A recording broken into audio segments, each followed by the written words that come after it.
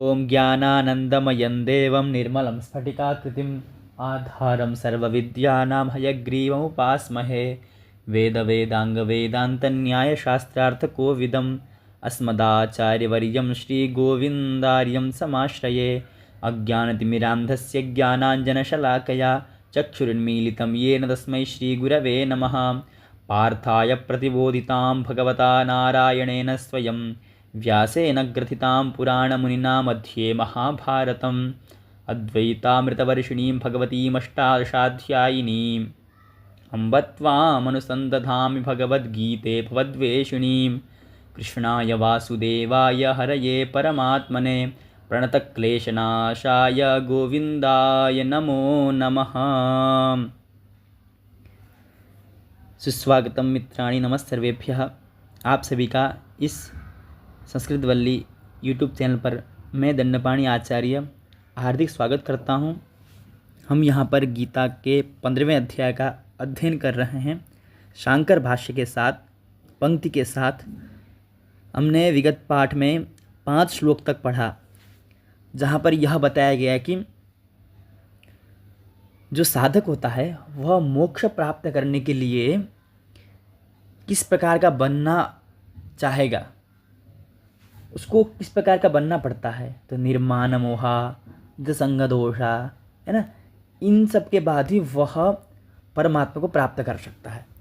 अच्छा, तो मन में यह आता है कि उस पद के लिए साधक को इतना होना पड़ेगा, उस पद की महिमा क्या है, उस पद की महिमा क्या है। तो कहते हैं न तद् भासयते सूर्यः न शशांको न पावकः यद्गत्वा न निवर्तन्ते तद्धाम परमं मम। एक बार फिर से पढ़ते हैं। न तद् भासयते सूर्यो न शशांको न पावकः यद्गत्वा न निवर्तन्ते तद्धाम परमं मम। अब कहते हैं तद्धाम इति व्यवहितेन धाम्ना संबंधः। अब देखो, तद्धाम कहने से धाम किसे कहते हैं? तो तेजो रूपम पदम न भासयते सूर्य आदित्यः न शांकः न पावकः। देखो, जो धाम है ना, तद्धाम परमं मम, तो संबंध, इसका जो संबंध तद्धाम, तद का संबंध किससे करना है हमें? यहाँ से धाम के साथ संबंध करना है, ठीक है। व्यवहित धामना संबंध तत् शब्द है, तो आगे बाद में धाम आ रहा है, उससे ज़्यादा हमें संबंध करना है। तत् धाम न भासयते, ठीक है। इसका संबंध किससे करना है? तत् धाम न, इससे संबंध करना है। यही हमें क्या कह रहा है, पहले पंक्ति से हमें समझा रहे हैं भाष्यकार, ठीक है। ये हो गया। तो धाम माने तेजो रूपम पदम, वह जो पद है, वह जो धाम है।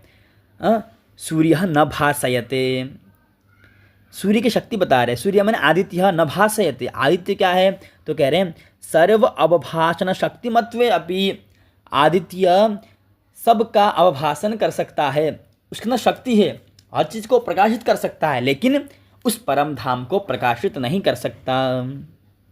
हाँ, तथा न शशांकः, चंद्र भी नहीं, न पावकः अर्थात अग्नि भी उसको प्रकाशित नहीं कर सकता। तो कौन कर सकता है ना? यद्धाम वैष्णवम पदम गत्वा प्राप्य न निवर्तन्ते, जिसको पा करके कहा ना, देखो, यद गत्वा न निवर्तन्ते, है ना, जहाँ जाके, यद अर्थात वैष्णव पद को जा करके, गत्वा माने प्राप्य, गति के 4 अर्थ होते हैं, गति प्राप्ति, गति के 4 अर्थ होते हैं, गति प्राप्ति ज्ञान और मोक्ष, ठीक है। तो प्राप्य, प्राप्त करके, न निवर्तन्ते, वापिस नहीं आते हैं, तद्धामम परमम मम, मम विष्णु हो, मुझ विष्णु का वह परम धाम है। क्या है? मुझ विष्णु का वह परम धाम है। अब यहाँ पर एक शंका आती है, यद्गत्वा न निवर्तन्ते इति उक्तम, जहाँ जाकर के वापिस नहीं आते ऐसा कहा, लेकिन सर्वा ही गति आगत्यंता संयोगा विप्रयोगांता इति प्रसिद्धम। यदि गति है, यदि गमन है तो आगमन भी उसमें होता है, संयोग होता है उसमें वियोग भी होता है, निश्चित है। गति ही आगति अंता, संयोगा विप्रयोगांत निश्चित है ना। संबंध देखा जाए तो गति आगत्यंत होती है ना, संयोग विप्रयोगांत होता है, ये प्रसिद्ध है। तो वहाँ जब गति करेगा तो आएगा भी, तो प्रसिद्ध है, उसको आना पड़ेगा। फिर हम कैसे कह सकते हैं कि तद्धामगतानां नास्ति निवृत्ति, कैसे कह सकते हैं, वापिस नहीं आते। तो कहते हैं शृणु तत्र कारणम, क्या कहते हैं, शृणु तत्र कारणम ममैवांशो जीवलोके जीवभूतः सनातनः मनःषष्ठानीन्द्रियाणि प्रकृतिस्थानि कर्षति। फिर से ममैवांशो जीवलोके जीवभूतः सनातनः मनःषष्ठानीन्द्रियाणि प्रकृतिस्थानि कर्षति। ठीक है, यहाँ कह रहे हैं अर्थात भगवान कहते हैं सब मेरी ही शक्ति है, जो तुम यहाँ पर नियम लगा रहे हो वह भी मेरे अधीन है, तो फिर वह नियम मेरे परम धाम में कैसे लागू हो सकता है।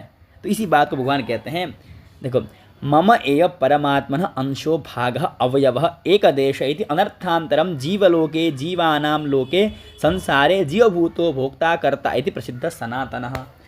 देखो वह मेरा ही अंश है। अब यहाँ पर एक क्या देंगे, उदाहरण भी देंगे, अभी इसी भाष्य में एक उदाहरण भी देंगे जो हम अभी पढ़ेंगे। मम एव अंशः जीवलोके, इस जीवलोक में जो जीवभूत है ना, जो सनातन है, वो मम एव अंशः, वह मेरा ही अंश है। वह क्या है, वह मेरा ही अंश है। सनातनः, सनातन माने शाश्वत है।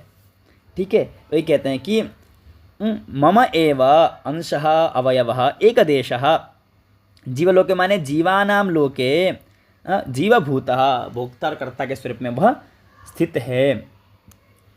यथा जलसूर्यकः सूर्यांशः जलनिमित्तापाये सूर्यम एव गत्वा न निवर्तते, तथा अयमपि अंशः तेन एव आत्मना संगच्छति एवं एव।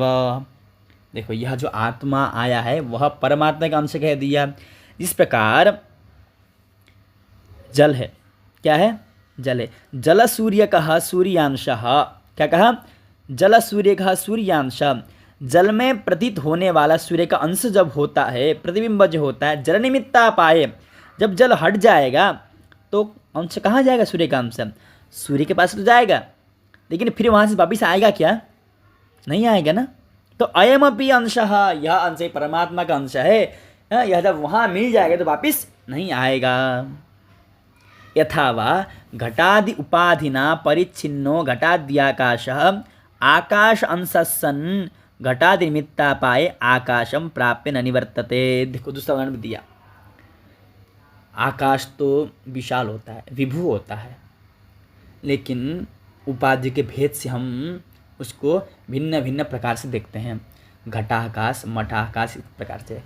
घट होता है ना, घट के अंदर जो खाली जगह होता है वो भी तो आकाश है, तो हम उपाधि से उसको अलग करते हैं। यह घटाकाश है, यह मठाकाश है, इस प्रकार से हम इसको अलग अलग करते हैं। लेकिन जब घट टूट जाए तो घटाकाश कहाँ गया, वो आकाश में ही मिल गया, वो आकाश का अंश था, वो आकाश में ही मिल गया। वही है घटादि उपाधि परिच्छिन्न, घटादि उपाधि में रखा गया, जो दिखता, जो घटादि आकाश था, तो घट का जो आकाश था, आदि बच्चे घट पट मठ ले सकते हैं। ठीक है, तो आकाश अंश सन, वह आकाश का अंश था। घटादि निमित्ता पाए, जब घटादि हट गया, अपाय नाश हो गया, मतलब आकाश आकाशम प्राप्य न निवर्तते, वह जो आकाश था घटाकाश, आकाशम प्राप्य, आकाश को प्राप्त होता है लेकिन न निवर्तते, फिर वापिस नहीं आता है। अत उपपन्नम उक्तम, इसलिए उपपन्नम यह सिद्ध हुआ कि यद गत्वा न निवर्तन्ते, यह यहाँ पर सिद्ध हुआ। ठीक है, फिर कहते हैं ननु निरवयवस्य परमात्मनः कुतः अवयव एकदेश अंश इति सावयवत्वे च विनाश प्रसंगः अवयव विभागात्। देखो परमात्मा सावयव है कि निरवयव है, तो परमात्मा निरवयव है। क्या है, परमात्मा तो निरवयव है, तो निरवयव परमात्मा का एकदेश अंश कैसे कह सकते हैं, अंश माने अवयव ना, तो उसका अंश यदि कह देंगे तो वो क्या हो जाएगा, अवयवी बन जाएगा। यदि अवयव बन जाएगा, अवयव माने सावयव बन जाएगा। जब सावयव बनेगा वो, तो विनाश प्रसंगात, क्योंकि जो भी सावयव हैं वह विनाशशाली होते ही हैं। तो क्या हो जाएगा, विनाश प्रसंग, उसमें भी विनाश का प्रसंग आ जाएगा परमात्मा में भी। तो कहते हैं कि न एषा दोषः, यह दोष नहीं है। यद्यपि जीवात्मा परमात्मा का अंश है और तुमने इसमें प्रश्न उठाया, यदि हम जीवात्मा को परमात्मा का अंश मानेंगे समझेंगे तो इसमें दोष नहीं आएगी। सावयवत्व हमें भगवान में स्वीकार करना पड़ेगा। यदि परब्रह्म में सावयवत्व स्वीकार करेंगे परमात्मा में, तो सावयव चीज़ जो होती हैं वो नाशशील होती हैं, तो परमात्मा का भी नाश होना चाहिए। ऐसी जो जिज्ञासा उठाई, शंका उठाया गया, तो कहते हैं न एष दोषः, यह दोष नहीं है। बोले क्यों, तो अविद्याकृतोपाधि परिच्छिन्न एकदेश अंश एव कल्पितो यतः। देखो, अविद्याकृत उपाधि से परिच्छिन्न एकदेशी अंश माना है। क्या माना है, एकदेशी अंश माना है। किससे, अविद्याकृत। वास्तव में तत्वमसि कहते हैं ना, तत्वमसि वह तुम ही हो, लेकिन तत्वमसि में क्या करते हैं, किंचित ज्ञत्व और सर्वज्ञत्व को छोड़ देते हैं। अविद्याकृत उपाधि को हम छोड़ देते हैं, फिर दोनों एक ही मान लेते हैं। ठीक है, इसके बारे में पिछले अध्याय में हो चुका है, भगवान इसके बारे में एकदम विस्तार समझा चुके हैं। दर्शितश्च अयम अर्थ क्षेत्राध्याय विस्तारः। ठीक है, क्षेत्र योग विभाग में इसको अच्छे से बताया गया है। अतः यहाँ पर इसको पुनः दोबारा कहने की जरूरत नहीं है। तो इसको यदि आपको विस्तारपूर्वक समझना हो, इसको आप क्षेत्र विभाग में समझ सकते हैं। लेकिन यहाँ पर इतना ही समझिए कि यह दोष नहीं है, क्योंकि यह अविद्या के द्वारा बनाई गई परिच्छिन्न एकदेश है। अतः यहाँ पर यह दोष लागू नहीं होता है। सतजीव मदंशत्वेन कल्पिता, वही जीव मेरे द्वारा बनाया गया है। कथम संसरति उत्क्रामति च इति उच्यते, वह कैसे संसरति उत्क्रामति च, संसार में कैसे आता है, उत्क्रामति अर्थात संसार छोड़ कैसे जाता है वह जीव, उसके मतलब बताते हैं। मनःषष्ठानि इंद्रियाणि प्रकृतिस्थानि कर्षति। मनःषष्ठानि इंद्रियाणि, इंद्रिय 5 हैं। क्या है, इंद्रिय 5 हैं। यद्यपि इंद्रिय 11 इंद्रियाँ, 10 इंद्रियाँ हैं, पंच ज्ञानेन्द्रिय, पंच कर्मेंद्रिय और एक मन, 11 इंद्रियाँ। लेकिन यहाँ पर 5 इंद्रिय के बारे में कहे। ठीक है, 5 इंद्रिय है और मनःषष्ठानि, छठा इंद्रिय मन है। मन और ये 5 इंद्रिय, एक क्या है, श्रोत्र जो 5 इंद्रिय हैं, यहाँ पर कर्म इंद्रिय को नहीं लिया, ज्ञान इंद्रिय को ही लिया है। ठीक है, प्रकृति स्थानी कर्षति, प्रकृति स्थानी अर्थात जैसे मैं श्रोत्र कहाँ स्थित है, तो कर्ण शस्कुली में स्थित है, कान में स्थित है। ठीक है, इस प्रकार से चक्षु ने कहाँ है, आँख में स्थित है, तो प्रकृति में स्थित है। तो कर्षति क्या करता है, कर्षति, यह जीव जो है उनको इंद्रियों को आकर्षित करता है, मन के साथ उनको आकर्षित करता है। तो कहते हैं कि कस्मिन काले, क्या कहा, कस्मिन काले, किस काल में उन्हें आकर्षित करता है। तो कहते हैं शरीरम यदवाप्नोति यच्चाप्युत्क्रामतीश्वरः गृहीत्वैतानि संयातिर्वायुर्गन्धान् इवाशयात्। फिर से, शरीरम यदवाप्नोति यच्चाप्युत्क्रामतीश्वरः गृहीत्वैतानि संयाति वायुर्गन्धानि वाशयात्। ठीक है, शरीरम यत् अवाप्नोति यच्च अपि उत्क्रामति ईश्वरः गृहीत्वा एतानि संयाति वायुः गन्धान् इव आशयात्। देखो, ईश्वर माने जीव, यहाँ पे ईश्वर माने किसको कहा गया, जीव को कहा है। यदाच यत्स अपि उत्क्रामति ईश्वरः, है ना, जब यह क्या करता है, उत्क्रामति, ऊपर की ओर उठता है। तो कहते हैं कि पहले इसका व्याख्यान क्यों नहीं किया, हाँ, अब यहाँ पे सीधा इसका ही क्यों कर रहे हैं। ठीक है, तो यहाँ कहते हैं इसके बारे में, देखो, श्लोकस्य द्वितीय पाद अर्शवतात् प्राथम्येन संबध्यते, अर्थवशात, है ना, अर्थ को देखते हुए पहले यच्च अपि उत्क्रामति ईश्वरः, पहले इसका व्याख्यान करेंगे। ठीक है, देखो, यत् च अपि उत्क्रामति ईश्वरः देहादि संघात स्वामी, संगात माने समूह, देहादि समूह का जो स्वामी जीव है, हाँ, तदाकर्षति, वो तब इसको खींचता है इंद्रियों को। यदा च पूर्वस्मात् शरीरात् शरीरांतरम अवाप्नोति तदा गृहीत्वा एतानि मनःषष्ठानि इंद्रियाति संयाति सम्यक ज्ञाति गच्छति इत्यर्थः। देखो, जब जीवात्मा निकलता है ना, तो अकेले नहीं जाता है, तो पहले शरीर से जब निकलता है, साथ में किसको लेके चलता है? इंद्रिय को भी साथ में ले चलता है, मन के साथ। क्या? मन के साथ ले चलता है और दूसरे में वो प्रविष्ट हो जाता है। इस प्रकार वो चलता रहता है, उसका चक्र चलता रहता है जीवात्मा का। ठीक है, तो कह रहे हैं शरीरम यद अवाप्नोति यच्च अपि उत्क्रामति ईश्वरः। प्राप्त करता और छोड़ता, जो छोड़ता है वह क्या करता है?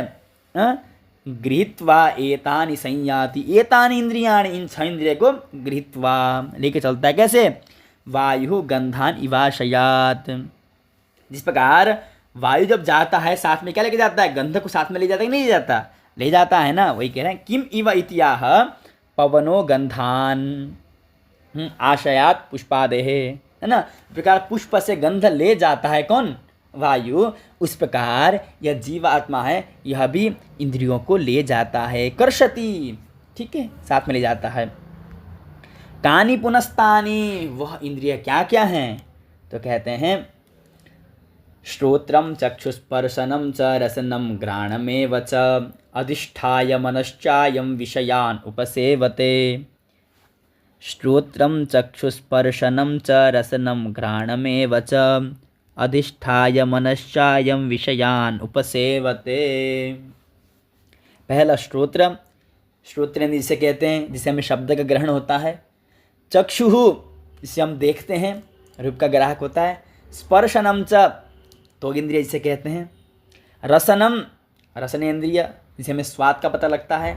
घ्राणम, घ्राणेन्द्रिय, जिसे हमें गंध का पता लगता है। अधिष्ठाय मनश्चायम, मनः, जो मन रूपी इंद्रिय होता है, वो सब में अधिष्ठाय, क्या? इनमें रह करके क्या करता है यह आत्मा, जीवात्मा? विषयान उपसेवते। अयम, जो कहा ना यह अयम, तो अयम क्या करता है? विषयान उपसेवते, विषयों का यह भोग करता है। क्या करता है? यह विषयों का भोग करता है। यह जो जीवात्मा है, वह जीवात्मा प्रत्येक शरीर में स्थित होकर के श्रोत्र चक्षु स्पर्शन माने त्वगिंद्रिय, रसनेन्द्रिय, ठीक है, घ्राणेन्द्रिय, क्या करता है? इन सबको, सबके साथ रह करके, सबसे मिल करके, सब में स्थित रह करके क्या करता है? विषयों का उपभोग करता है। सबका आश्रय बना के सबका उपभोग करता है। ठीक है, अगले श्लोक को चलें। एवं देहगतम देहात। अब जीवात्मा के बारे में बताते हैं। अभी तक जीवात्मा बता रहे थे, अब देह से संबंध करते हैं इसका। उत्क्रामन्तं स्थितं वापि भुञ्जानं वा गुणान्वितं विमूढानानुपश्यन्ति पश्यन्ति ज्ञानचक्षुषः। देखो, उत्क्रामन्तं परित्यजन्तं देहं पूर्वोपात्तं स्थितं वा देहे तिष्ठन्तं भुञ्जानं वा शब्दादिंच उपलभमानं गुणान्वितं सुखदुःखमोहाख्यैः गुणैः अन्वितं अनुगतं संयुक्तम् इत्यर्थः। लोग देख रहे हैं यह जीव जो है वो आ रहा है, शरीर में आ रहा है, शरीर छोड़ के जा रहा है, उपभोग कर रहा है, दुख मोह सब जानते हैं, एकदम प्रत्यक्ष दिखाई पड़ता है, फिर भी न अनुपश्यन्ति। जो विमूढ़ लोग होते हैं, जो मूढ़ लोग होते हैं, उन्हें दिखता ही नहीं है कि क्या है यह आत्मा, शरीर अलग है, वो मानते नहीं हैं, सोचते दोनों एक ही है। क्या कहते हैं? दोनों एक ही हैं सोचते हैं, लेकिन क्या है? दोनों अलग अलग हैं। वो इसी को कहते हैं कि देखो, उत्क्रामंतम, उत्क्रामण माने देह को छोड़ के जाना। क्या? देह को छोड़ के जाना। स्थितम वापि, स्थितम यानी कि जिस शरीर में स्थित है ये जीवात्मा। भुंजानम अर्थात शब्दादि विषयों का उपभोग कर रहा है कि नहीं कर रहा है? विषयान उपसेवते, विषय का भोग कर रहा है। भुंजानम व गुणान्वितम, गुण क्या है? सुख दुख मोहाख्य गुण है अन्वितम, सुख दुख मोह से यह युक्त है। क्या है? सुख दुख मोह से युक्त है। अनुगतम संयुक्तम एवं भूतम, इस प्रकार इसको किसको, हाँ, अत्यंत दर्शन गोचर प्राप्तम, एकदम सबको समझ में दिख रहा है, फिर भी दृष्ट अदृष्ट विषय भोग बलाकृष्ट चेतस्तया अनेकधा मूढ़ा। हाँ, अब यहाँ बता रहे हैं वह क्यों नहीं समझ पा रहे हैं, क्यों नहीं देख पा रहे हैं, तो कहते हैं कि दृष्ट अदृष्ट विषय भोग बलाकृष्ट चेतस्तया, उनका चित्त, चेत हमारे चित्त कैसा हो चुका है, हो तो मोहित हो चुका उनके चित्त, भोग बल के द्वारा आकृष्ट हो चुका है, वह कुछ देख नहीं पा रहे हैं, इसलिए न अनुपश्यन्ति, वह नहीं देख सकते हैं।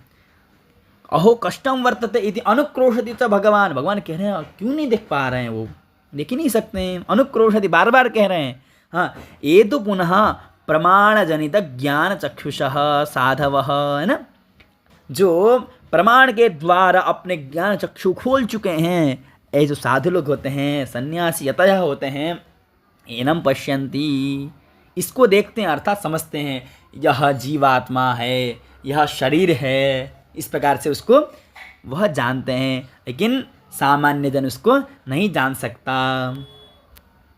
अब कहते हैं केचित्तु यतन्तो योगिनश्चैनं पश्यन्त्यात्मन्यवस्थितं यतन्तोऽप्यकृतात्मानो नैनं पश्यन्त्यचेतसः, यतन्तो योगिनश्चैनं पश्यन्त्यात्मन्यवस्थितं यतन्तोऽप्यकृतात्मानो नैनं पश्यन्त्यचेतसः। देखो, योगिनः यतन्तः आत्मनि अवस्थितम् एनं पश्यन्ति, यतन्तः माने प्रयत्न करते हुए योगी लोग, क्या करते हुए, समाहित चित्ताः, अपने चित्त को समाहित करते हुए, एनम, इस आत्मा को क्या करते हैं, अयम अहम अस्मि इति उपलभन्ते, यह मैं ही हूँ, ऐसा क्या करते हैं, वो ज्ञान कर लेते हैं। आत्मनि स्वस्याम बुद्धौ अवस्थितम, अपने में स्थित उसको क्या करते हैं, साक्षात्कार किया करते हैं। लेकिन यतन्तोपि अकृतात्मानः, यतन्तः भी भले जितना भी प्रयास कर लें, यतन्तः अपि, और कहते हैं कि यतन्तः अपि शास्त्र प्रमाण ही अकृतात्मानः, जो अकृतात्मान है ना, अर्थात जो क्या हैं, जो नीच व्यक्ति हैं, अविवेकी पुरुष हैं, वो तपसा असंस्कृतात्मानः इंद्रियदयेन च असंस्कृतात्मानः दुश्चरितात् अनुपरताः, अभी भी दुश्चरित में लगे हुए हैं, अशांत दर्पात्मानः, अशांत हैं, एकदम दर्प हृदय वाले हैं, वो प्रयत्न अभी करें, न एनम पश्यन्ति, वो इनको प्राप्त नहीं कर सकते। वो कैसे, अचेतसः, क्या है वो, अचेतस अर्थात अविवेकी हैं। सन्यासी लोग, विद्वान लोग उसको प्रयत्न करने पर प्राप्त कर सकते हैं, लेकिन जो अविवेकी पुरुष है वो चाहे जितने भी प्रयास करें, प्रयत्न करें, वह इसे प्राप्त नहीं कर सकता। ठीक है, तो यहाँ तक क्या बताया कि भगवान के बारे में बताया, ठीक है, आत्मा के बारे में बताया, परमात्मा के बारे में बताया, और थोड़ा शरीर के बारे में बताया, और उसको यह शरीर में वह जीवात्मा स्थित है, जो हम देखते हैं स्थूल शरीर देखते हैं, वह शरीर आत्मा न होकर के आत्मा अंदर रहता है, अहम अस्मि अहम अस्मि अहम अस्मि, इस अनुभूति के द्वारा हमें जो बोध होता है वह आत्मा है। इस प्रकार का जो ज्ञान होता है वह कौन ज्ञान कर पाता है, तो कहते हैं कि यतन्त योगिनः, योगी जन इसका ज्ञान कर पाते हैं, जो क्या है, या अकृतात्मान, जो क्या होते हैं, जो अकृतात्मा होते हैं। अकृतात्मा माने अभी कहा ना कि अर्थात जो तपस्वी नहीं होते हैं, जिन्होंने इंद्रिय को नहीं जीता है, जो शांत नहीं रहते हैं, जो घमंडी हैं, वे लोग चाहे जितना भी परिश्रम कर लें उसको नहीं देख पाते हैं। इस प्रकार से आत्मा के बारे में बताया है ना, शरीर आत्मा के बारे में भेद बतलाया यहाँ पर। तो इस प्रकार से आज हम इस पाठ को यहीं रखते हैं, इससे आगे हम कल पढ़ेंगे। यदि आपको कहीं समझ में ना आया, कोई जिज्ञासा हो, तो आप कमेंट बॉक्स में पूछ सकते हैं। आज के लिए इतना ही। ओम पूर्णमदः पूर्णमिदं पूर्णात् पूर्णमुदच्यते पूर्णस्य पूर्णमादाय पूर्णमेवावशिष्यते। ओम शांति शांति शांति। नमः संस्कृताय, नमः सर्वेभ्यः।